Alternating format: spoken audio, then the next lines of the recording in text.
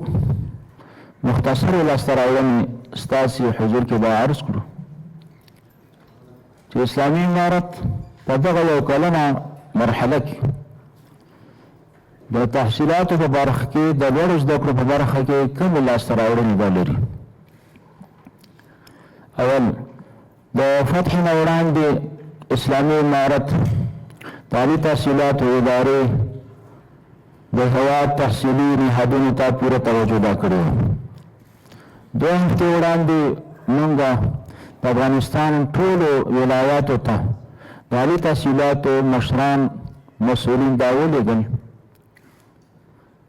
د دې لپاره چې جهادي مشرانو سره په رابطه کې وي او چې کله هم یو ولایت فتح کېږي نو د فتح په دوران کې زموږ د لوړو زده کړو نهادونه دا وساتلی شي. په دې کې د چور چپاول مخنیوی دا وشي. الحمدلله د مجاهدینو په مرسته باندې په ټول هیواد کې د لوړو زده کړو تحصیلي نهادونه ساتل شوي دي او داسې قابل توجه پېښه په ټول هیواد کې نه ده راغلې چې هغې سره نړیوال پریشانه شي چې په یو ولایت کې یو تحصیلي نهاد جوړ شوی دی او د هغې نه وسایل اغلا شوي دي. نو د فتح په دوران کې د تحصیلي نهادونو ساتنه دا د افغانستان د ولس لپاره ډېره مهمه ده. دویم په 24 د اسد باندې چې کله کابل فتح شو یو ورځ وروسته په 25 د اسد باندې د ملک ټول تحصیلي نهادونه دا د عالي تحصیلاتو د وزارت د سرپرستۍ لاندې سنبال شو او د سنبلې په 6 تاریخ باندې 11 ورځې وروسته په ټولو تحصیلي نهادونو کې اداري چارې دا جریان پیدا کړي، اداري چارې دا پکې روانې شوې. یعنې په غیر د کوم توقف نه د ملک د عالي تحصیلاتو نهادونه خپل کار ته آماده او د سنبلې په 6 تاریخ باندې ټولو تحصیلي نهادونو کې اداري چارې دا روانې شوې. درېیم د فتح نه وروسته په منظمه طریقې سره د ملک ټول تحصیلي نهادونه د منظم او نظامي قطاعاتو په توسط باندې ساتل شوي دي او دغه سلسله لا روانه ده. د ملک ټول تحصیلي نهادونه الحمدلله د مجاهدینو لخوا ساتل کیږي. څلورم چونکې د کابل د فتح نه وړاندې په تحصیلي سکتور کې سکتګي راغلې وه د کرونا د وجې نه د نورو عوارضو د وجې نه تدریسي بهیر دا ولاړو چې کله کابل فتح شو د عالي تحصیلاتو وزارت ټول تحصیلي نهادونه په هغې کې اداري چارې دا شروع کړي. د ټولو نه وړاندې دې خبرې ته فکرمند شو چې څنګه د ملک تحصیلي نهادونه په دې کې تدریسي بهیر دا روان شي. لکه د ملک دپاره دا ډېره مهمه وي چې تحصیلي نهادونه روان وي، تدریسي بهیر پکې روان وي او په هغې کې توقف ته نه وي. زموږ د ملک تقریبا 150 خصوصي تحصیلي نهادونه چې هغې سره زموږ شریک مجلسونه وشو چې څنګه په دغه سختو شرایطو کې چې ملک نوی فتح شوی دی د وړاندې نه د کرونا د نورو عوارضو د وجې نه زموږ نهادونه ولاړو تحصیلي بهیر پکې ځنډېدلی څنګه بیا روان شي. په شریکه باندې فیصله وشوه چې د ملي او دیني ارزښتونو په پام سره به تحصیلي نهادونه خپل تدریسي بهیر را شروع کړي. الحمدلله په ټولو تحصیلي نهادونو کې چې کوم هغه خصوصي سکتور په هغې کې تدریسي بهیر دا روان شو او د نارینه محصلینو لپاره ښځینه محصلینو لپاره علی سویه ټولو دپاره د زده کړو زمینه سازي دا وشوه. البته د دوو خبرو لحاظ پکې وشو چې زموږ باید دیني ارزښتونه په نظر کې ونیول شي او ملي ارزښتونه په نظر کې ونیول شي. هر ملک په تحصیلي چاپېریال کې خپل رواج لري او د یو ملک رواج د بل ملک نه مغایر وي چې موږ وګورو د دنیا په مختلفو هیوادونو کې په تحصیلي میدان کې جدا جدا زده کړې وي. د نارینه محصلینو لپاره جدا ځایونه وي، د ښځینه محصلینو لپاره جدا ځایونه وي. نو په ډېرو ملکونو کې دا رواج وي. زموږ د افغانستان رواج هم دا دی چې دلته به نارینه محصلین جدا وي او ښځینه محصلین به جدا وي. د ښځینه محصلینو لپاره به یو دیني او افغاني ماحول دا برابر وي، اختلاط به پکې ختم وي او د شرعي حجاب لحاظ به پکې وي. نو خصوصي سکتور چې څومره ذمهدار خلک دی ټولو په دې باندې اتفاق او رضا خوښه وه چې موږ به په دغه شرایطو کې کمی نه کوو، د ملي او دیني ارزښتونو لحاظ به ساتو. خصوصي سکتور کې به تدریسي بهیر دا شروع کړو. هماغه چې الحمدلله هغه تدریسي بهیر چې هغه ورځ باندې شروع شوی دی تر ننه پورې هغه تدریسي بهیر دا روان دی چې دا د افغانستان د ولس لپاره ډېره لویه لاسته راوړنه ده چې د ځوان نسل لپاره زمینه سازي. زموږ استازو په ګاونډ کې په ایران کې دغسې حالت راغلی چې کله ایران کې انقلاب مخې ته راغی تقریبا دغه هېواد 2 کاله تحصیلي نهادونه متوقف وو او په تحصیلي نهادونو کې درسونه دا ولاړ وو. خو د اسلامي امارت مشران دې خبرې ته کلک متوجه چې باید زموږ تعلیمي او تحصیلي نهادونه توقف پیدا نه کړو، دا روان شي. دا د ملک لپاره ډېره مهمه ده او د مشرانو په توجه سره الحمدلله هغه تحصیلي بهیر دا جریان پیدا کړ. چونکې دولتي پوهنتونونه د هغې مصارف دا د اسلامي امارت په ذمه باندې او بیا افغانستان اسلامي امارت په داسې حالت کې پاتې شو چې امریکا د افغانستان سرمایه هلته غصب کړه او د پوهنتونونو استادانو ته 3 میاشتې معاشات دا هم نه ورکړل شوي. موږ په یو تش میدان باندې دا راغلو. خو د دغو سختو شرایطو سره بیا هم د افغانستان اسلامي امارت مشرتابه او مشرانو دې طرف ته توجه وکړه چې بودیجه دا ځانګړې کړه تر څو پورې چې د افغانستان د دولتي پوهنتونونو تدریسي بهیر دا دوام پیدا کړه. هماغه و چې الحمدلله د لږ توقف نه وروسته د لوړو زده کړو وزارت په دې باندې وتوانېده چې د هېواد په 40 امارتي پوهنتونونو کې تدریسي بهیر ته دوام دا ورکړو. په هغې کې هم نارینهو ته او زنانهو ته دواړو ته د زده کړو زمینه سازي دا شوې ده. البته چې زموږ څومره د افغانانو کوم رواج دی، عرف دی، کلتور دی او د اسلام کومې تقاضې دي هغه پکې پوره شوي دي. موږ د پوهنتونونو د مشرانو سره په دې باندې ناستې ولرلې چې څنګه موږ وکولی شو چې په دغه سختو شرایطو کې چې موږ سره امکانات هم کم دي او جدا جدا پوهنتونونه لرو هم نه او جدا استادان هم ورته نه لرو او ډېر تدریسي پرسنل اداري پرسنل هم ورته نه لرو. په دغه سختو شرایطو کې موږ څنګه وکولی شو چې افغانانو ته یې حوصله ورکړو چې د دې اولادونو ته په اسلام په رڼا کې او د افغانیت د رواج په رڼا کې زمینه سازي دا شوې ده. نو بیا په دې کې 2 صورتونه مخې ته راغله. په بعضې پوهنتونونو کې وختونه بدل شو. سهار د طرف نه مثلا د هلکانو زده کړې، ماسپښین د طرف نه د جینکو زده کړې، او په بعضې پوهنتونونو کې بیا ورځې دا ځانګړې شوې او دغه تجربه ډېره کامیابه وه چې 3 ورځې د هلکانو لپاره او 3 ورځې د ښځینه محصلینو لپاره مکمل ورځ دا له ښځینه محصلینو لپاره ځانګړې وي او یا د هلکانو لپاره ځانګړې وي. او دا که موږ وګورو د دنیا د رواج نه مخالف خبره هم نه ده. په ټوله دنیا کې دا نه وي چې هره ورځ به محصل پوهنتون ته راځي او بیا چې موږ 3 ورځې ځانګړې کړو نو په دې کې زموږ په نصاب کې یا په تحصیلي درسونو کې څه فرق دا هم نه دی راغلی. نو لکه څومره درسونه چې په هفته کې ویلی شي هغه په 3 ورځو کې دا هم ویلی شي.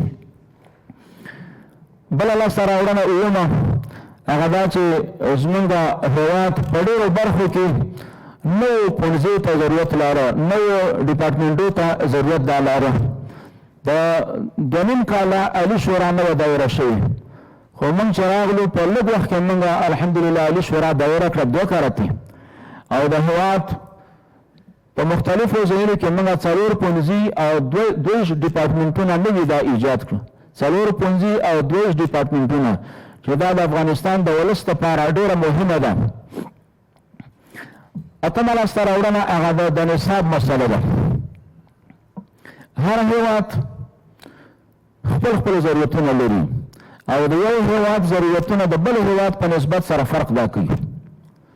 د نصاب هدف دا وي چې د ملک چې کوم ضرورتونه وي هغه په دې نصاب کې موجود وي او په دغه نصاب باندې چې کوم ځوانان روزلی شي هغه د ملک ضرورتونه دا پوره کولی شي.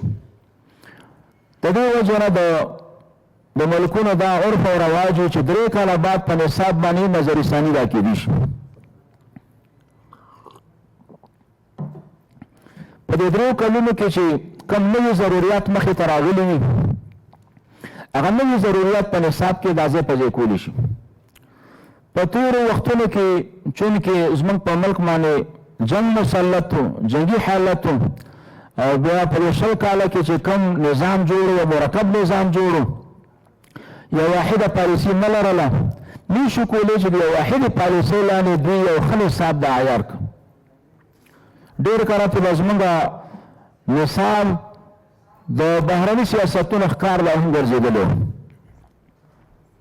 په دغه خطر باندې په دې موجوده وخت کې د دې ډېر زیات ضرورت و چې په نصاب باندې بیا کتنه وشي، پراختیا راشي په نصاب کې، او موږ وګورو چې زموږ دیني ضرورتونه څه دي په دې موجوده وخت کې، او زموږ دنیوي ضرورتونه څه دي، زموږ ولس کومو شیانو ته ضرورت لري، او بله دا چې نړیوال معیارونه چې نن سبا په نصاب کې ضروري وي د هغې لحاظ دا پکې وشي.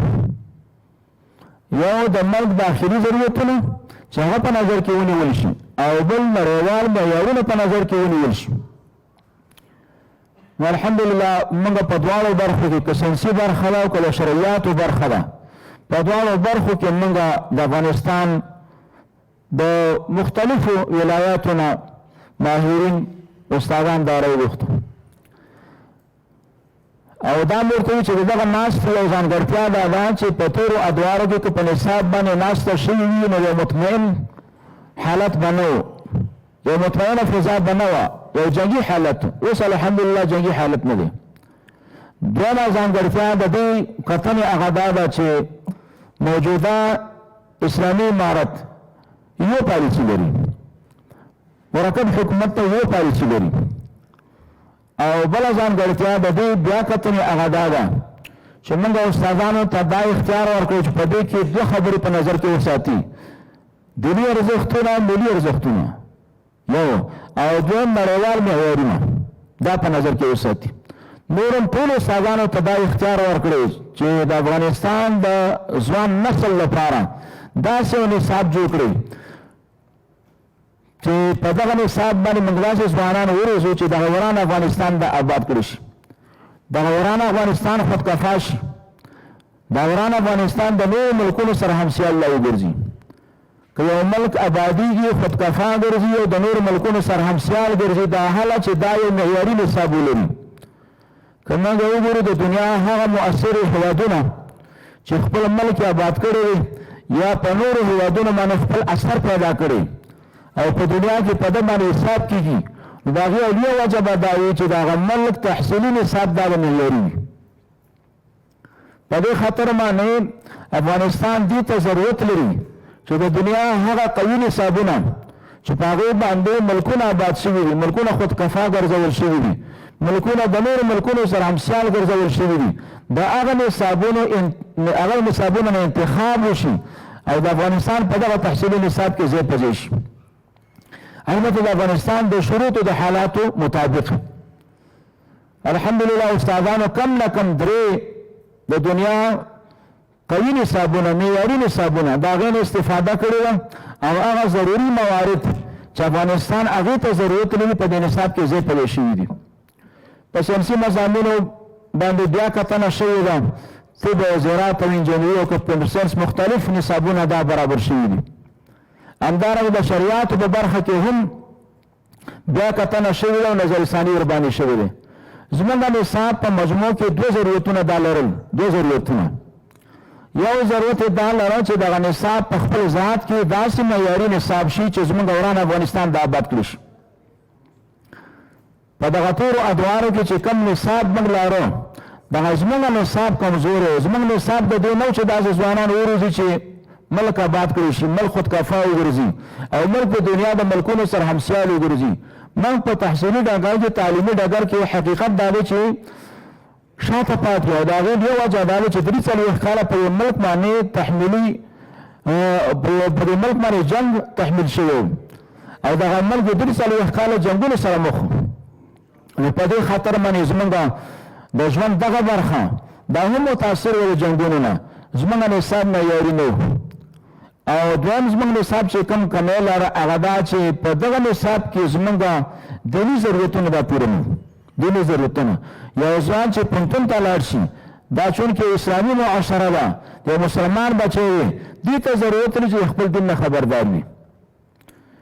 زمونږ د ملک نصاب په دې کې زمونږ د ځوان نسل دیني ضرورتونه دا پوره نه نو زمونږ نصاب دې ته ضرورت لري چې په دې باندې بیا کتنه وشي او داسې عیار شي چې دیني ضرورتونه دا پوره شي. په دغه دواړو میدانونو باندې موږ کار وکړ الحمدلله. په د شریعاتو په برخه کې اسلامي ثقافت مضمون دا غني شو.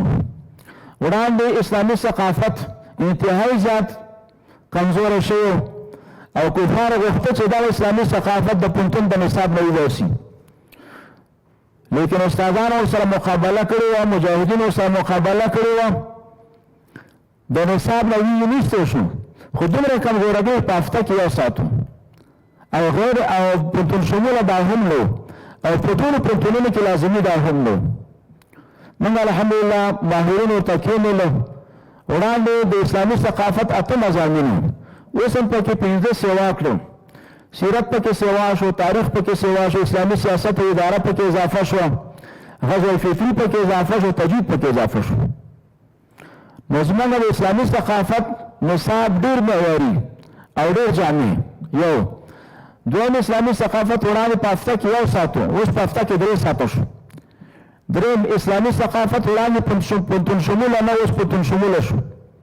څلورم اسلامي ثقافت په دولتي او خصوصي دواړو پوهنتونونو کې دا لازمي شو. دغه اسلامي ثقافت په دولتي پوهنتون کې هم ویلی شي، په خصوصي پوهنتون کې به هم ویلی شي. دا زموږ د دیني برخې هغه غنا وه چې دیني جهاد زموږ غني وګرځېده په نصاب کې.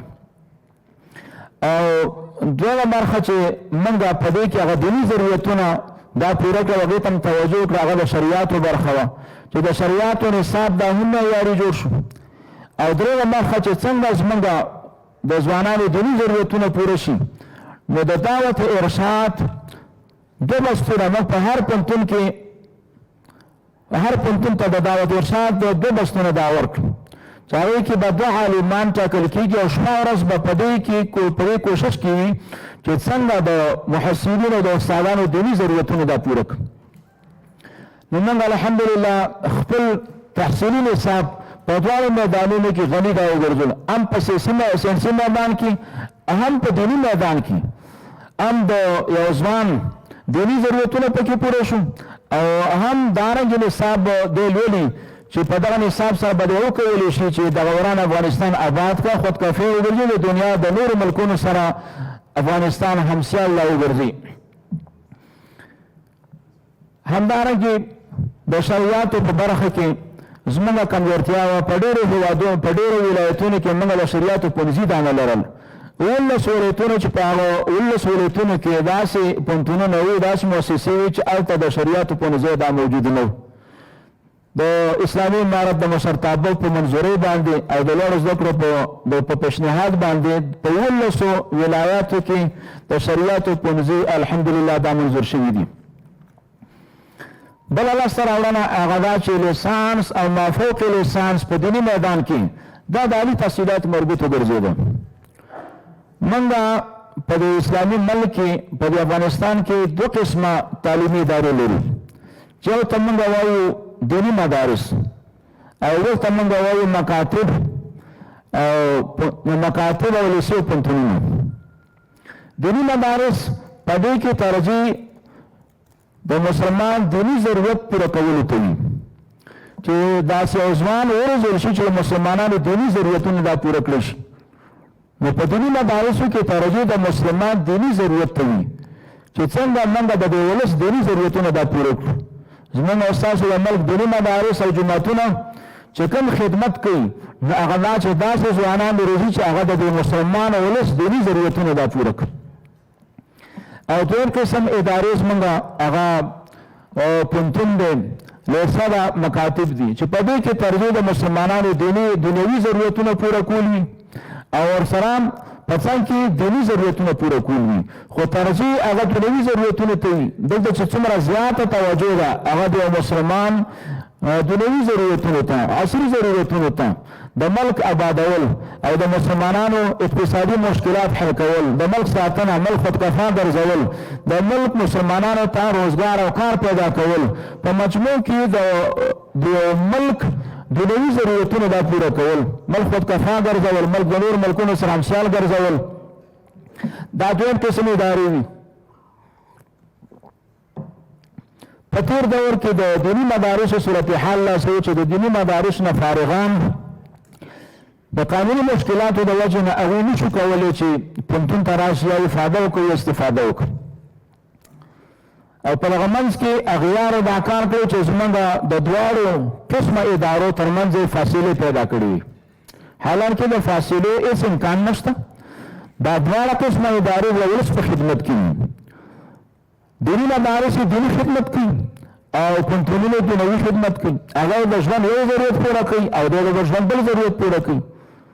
د عقل په تقاضا دلته د فاصلې هېڅ امکان نشته خو بیا هم دښمنانو دا فاصلې پیدا کړي وي د دیني مدرسو فارغانو او د پوهنتون د محصلینو تر منځ فاصلې پیدا کړي وي او هغه فاصلې یو لوی مشکل پیدا کړی مسلمانانو ته. په دغه خاطر باندې دا یو مشکل په د دواړو ادارو په منځ کې د عالي تحصیلاتو وزارت په دې باندې وتوانېده چې دلته یو اصولي مزل مخې ته راشي یو اصولي کړنه مخې ته راشي لکه څنګه چې په نورو هېوادونو کې لیسانس او مافوق لیسانس دا د عالي تحصیلاتو مربوط وي نو د وزیرانو د شورا د فیصلې په اساس او د مشرتابه د منظورۍ په اساس باندې د دینی مدارسو د لیسانس او د مافوق لیسانس برخه دا د عالي تحصیلاتو مربوطه ګرځېده او د هغې لپاره درې ریاستونه دا ایجاد شو لوی ریاست دا ایجاد شو د دیني جامعاتو تخصصاتو لوی ریاست.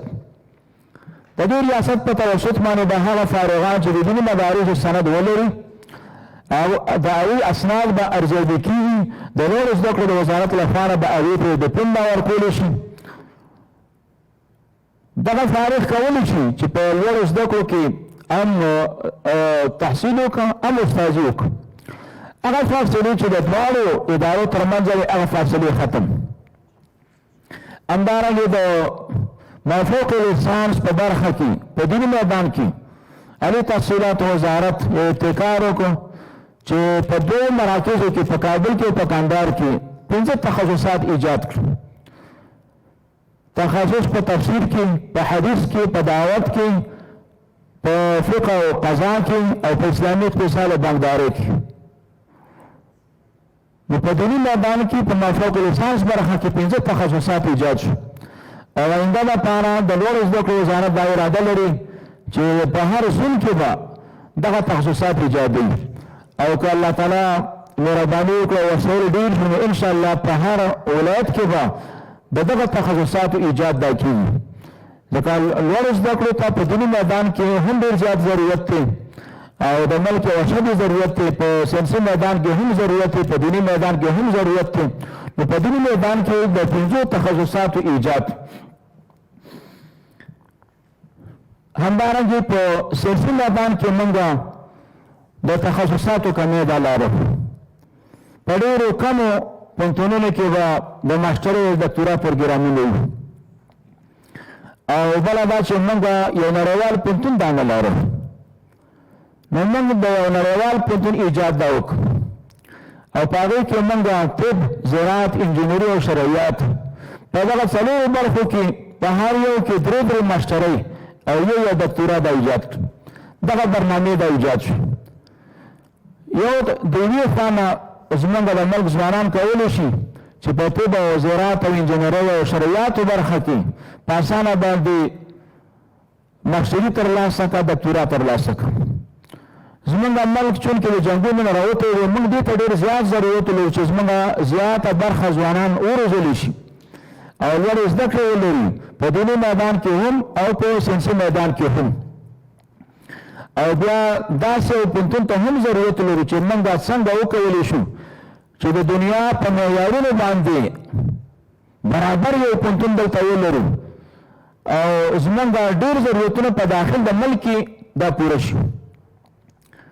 افغانستان د تاریخ په اوږدو کې چې موږ ګورو نو بهرنیو هېوادونو ته محتاج پاتې شوی زمونږ زرګونه محصلین بهر هېوادونو ته ځي او هلته زده کړې دا کوي زمونږ په زرګونه استادان بهر هېوادونو ته ځي د ارتقا د ظرفیت لپاره هلته تجربې حاصلي او بیرته راځي د ځوان نسل سره شریکوي. په دغه موجوده حالاتو کې چې د دنیا هېوادونه موږ سره ډېر مثبت مزل نه کوي موږ دې ته ډېر زیات اشد ضرورت لرو چې موږ داسې یو نړیوال پوهنتون ولرو چې په نړیوالو معیارونو باندې برابر وي او دلته زموږ استادانو ته او زموږ ځوان نسل محصلینو ته د ماسټرۍ او دکتورا سهولتونه دا برابر وي. په دې خاطر باندې د لوړو زده کړو وزارت دا ابتکار وکړو چې دغه نړیوال پوهنتون ایجاد کړو او په هغې دپاره یو نصاب هم تیار کړو داسې نصاب یې تیار کړ چې په نړیوالو معیارونو باندې برابر نصاب یې تیار کړو. د دې نړیوال پوهنتون لپاره موږ د افغانستان د مختلفو ولایاتو نه مجرب مشران او استادان دا را دعوت کړو چې هغه په دې نړیوال پوهنتون کې درسونه دا ووایي. همدارنګه موږ هغه افغانان چې په بهر کې ژوند کوي او هلته ډېرې تجربې لاسته کړي د افغانستان سره مینه او محبت لري غواړي چې د افغانستان د مسلمانانو بچو سره خپل علم او تجربې شریکې کړه هغوی ته هم دعوتونه ورکړي دي هغوی را سره وعده کړې چې موږ به راځو او دغه پاتې خدمت به په خپل ملک کې کوو او کوشش به دا کوو چې د خپل ځوان نسل په خپل کور کې دننه دا وروزو. همدارنګه موږ د ډېرو هېوادونو سره رابطې کړي د ډېرو هېوادونو پوهنتونونو سره ناستې شوي دي چې په هغه هېوادونو کې چې کوم مشهور استادان دي په مشهورو پوهنتونونو کې هغوی موږ له لاسه راکړه دلته راشي زموږ استادانو سره خپلې تجربې شریکې کړه زموږ محصلینو سره خپلې تجربې شریکې کړه نو په دې هکله هم موږ سره ډېرې وعدې لا شوي.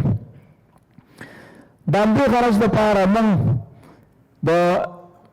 د لوړو زده کړو په چوکاټ کې د مختلفو هېوادونو د سفیرانو او د استازو سره لیدنې دا کړي دي او په همدغه غرض باندې چې موږ څنګه وکولی شو چې د بهرنیو هېوادونو توجه دا راجذب کړو. افغانستان د جنګونو نه راوتلی ملک دی د نړیوالې ټولنې یوه مؤثره برخه ده او په نړیواله ټولنه دا حق لري چې په دغه سختو شرایطو کې په تعلیمي او تحصیلي میدان کې دوی کومک وکړو افغانانو ته لاس تا ورکړو. نو د ډېرو زیاتو هېوادونو سفیرانو او استازو سره زموږ ناستې دا شوي دي او د هغوی توجه م راجذب کړې ده. همدارنګه د همدې غرض دپاره موږ د مختلفو هېوادونو سفر ادا کړي دي چې موږ دغه هېواد تحصیلي سکتور قانع کړو مطمئن کړو چې موږ ته په دغه تحصیلي سکتور کې دوی لاس راکړو کومک راسره وکړو. په اوله مرحله کې موږ ازبکستان ته سفر لرو بیا هم پاکستان ته سفر لرو بیا هم قطر ته سفر لرو په داخل کې هم ترکیې ته سفر لرو او دارنګه مې اراده وه چې مختلفو هېوادونو ته سفر یې وکړو ځکه زموږ ملک په دې میدان کې غني نه دی محتاجه دی. موږ په دې موجوده شرایطو کې دې ته اړ یو چې په لکونه ځوانان باید زموږ بهر ته لاړ شي زده کړې وکړو. موږ دې ته اړ یو چې زموږ زرګونه استادان بهر ته لاړ شي هلته تجربې حاصلې کړي بېرته راشي. موږ یو تبلیغاتي جنګ سره لا هم مخ یو. هغه خلک چې افغانستان اباد لیدل نه غواړي هغوی کوشش کوي چې زموږ د تحصیلي نهادونو استادانو ته ډېر سهولتونه دا برابر کړي او په نورو برخو کې مصروف وساتي او د ملک نه بهر ورته سهولتونه دا برابر کړي. موږ په دې کې زیات کوشش کوو چې استادانو ته د دې قناعت ورکړو چې په دغه سختو شرایطو کې تاسو افغانان یوازې مه پرېږدئ. تاسو د افغانستان د ولس بچي یاستئ په تاسو معنی د ولس مصرف شئ. په دغه سختو شرایطو کې چې تاسې دغه خپل بچي پرېږدئ بهر هېوادونو ته ځئ یا په نورو برخو کې ځان مصرفوئ دا به د خپل ولس سره جفا وي. اوس ډېر هېوادونه په دې کوشش کوي چې زموږ دغه علمي کدرونه د افغانستان نه وباسي او د هغې به دا معنی وي چې افغانستان باید آباد نه شي. تعلیمي او تحصیلي نهادونه دا غیر سیاسي نهادونه وي. نړیوالې ټولنې دا فرض جوړېږي چې که د افغانستان په نورو برخو کې کومک نه کوي نو په تعلیمي او تحصیلي نهاد سره خو باید کومک دا وکړي. ځکه دغه دواړه برخې دا غیر سیاسي برخې دي او دغه دواړه برخې د دې واسطه مستقیم د ولس سره ده. دلته د ولس بچي دا تربیه کېږي. د نړیوالې ټولنې او د ملل متحد دا فرض جوړېږي چې د عالي تحصیلاتو وزارت ته د سفرونو ډېره زمینه سازي وکړي او هېوادونه دې ته تیار کړ چې د افغانستان تحصیلي نهادونو ته لاس ته ورکړي. دا د نړیوالې ټولنې د ملل متحد دا فرض جوړېږي. دوی به د افغانستان آباد کوي. افغانستان چې آبادېږي هله آبادېږي چې د هېواد تحصیلي سکتور دا معیاري شي او د هېواد تحصیلي سکتور دا محتاج د بهرنیو هېوادونو ته. نو پکار دا دی چې د ملل متحد لخوا نه او د نړیوالې ټولنې لخوا نه د لوړو زده کړو وزارت ته د ډېرو سفرونو سهولتونه را برابر شي. خو په دې اخر کې تاسو ولیدل چې د ملل متحد لخوا نه د لوړو زده کړو د وزارت په مسؤلینو باندې د سفر پابندي راولګېده. د دې معنا دا ده چې په سختو شرایطو کې دوی افغانان ځان ته پرېږدي. د دې معنا دا ده چې دوی افغانستان آبادول نه غواړي. که دوی افغانستان آبادول غوښتې نو په ځای د دې چې پابندۍ ولګوي نو پکار دا چې دوی په دې میدان کې مرسته ادا کړې وي. بهر تقدیر موږ د یو ذمهدار په حیث باندې دا مسؤلیت لرو چې د افغانستان د ځوان نسل لپاره د تحصیل سهولتونه را برابر کړو. که په داخل د ملک وي که په خارج د ملک وي. که موږ ته خلک سهولتونه نه برابروي نو الحمدلله افغانستان مسلمانان همتناک دي. د افغانستان استادان همتناک دي. د افغانستان علمي کدرونه همتناک دي. امید کوي چې په داخل افغانستان کې به دوی همت وکړي دغه ځوان نسل به پخپله په داخل افغانستان کې وروزي او بیا د نړیوالو ټولنې نه هم دا امید کوي چې حقایقو ته باید وګوري او د افغانستان ولس ته تهدید لاندې ونه نیسي. د افغانستان ابادۍ ته متوجه شي او حقیقتونه په نظر کې ولري او د افغانستان تعلیمي او تحصیلي سکتور یوازې پرې نه دي. د صحت په برخه کې موږ چې کوم تدریسي روغتونونه لرو الحمدلله ډېر زیات وسایل او دواګانې او نور سهولتونه د هغې لپاره برابر شوي دي او همدارنګه په ځانګړي ډول باندې د سرطان د ناروغۍ د علاج لپاره موږ یو قدري روغتون دا ایجاد کړی دی. مخکې دغه روغتون په افغانستان کې موجود نه و خو د عالي تحصیلاتو د کوښښونو په نتیجه کې دغه روغتون مخې ته راغی چې په دې سره زموږ او ستاسې مریضان دا کولی شي چې دلته په داخل افغانستان کې تداوي شي. همدارنګه بله لاسته راوړنه هغه دا ده چې د کابل پولي تخنیک پوهنتون او د ننګرهار پوهنتون نړیوال ژورنال ترلاسه کړی. نړیوال ژورنال د یو هېواد دپاره ډېر لوی ارزښت لري. الحمدلله د فتح نه وروسته د ننګرهار پوهنتون او پولي تخنیک پوهنتون په دې باندې وتوارېد چې نړیوال ژورنال لاسته کړي. دارنګه 8 پوهنتونونو نور هم ځانونه کاندید کړي او په دې باندې کوشش روان دی او امید شته چې په نږدې وخت کې به دوی هم نړیوال ژورنال حاصل کړي لاسته به راوړي.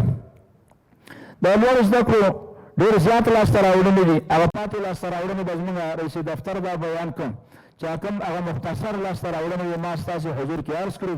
نور په دغه یو کال کې الحمدلله ډېر زیات خدمتونه شوي دي خو دلته چونکې وخت کم دی په دغه لږ وخت کې بیا ټولې لاسته راوړنې نه شي بیانېدی او دا موږ مستقل په پښتو فارسي کې هم ترتیب کړي دي او د کتابچې په شکل کې چاپ شوي هم دي. هغه به هم تاسو ته چې کوم ورسي. واخر دعوانا الحمدلله رب العالمین.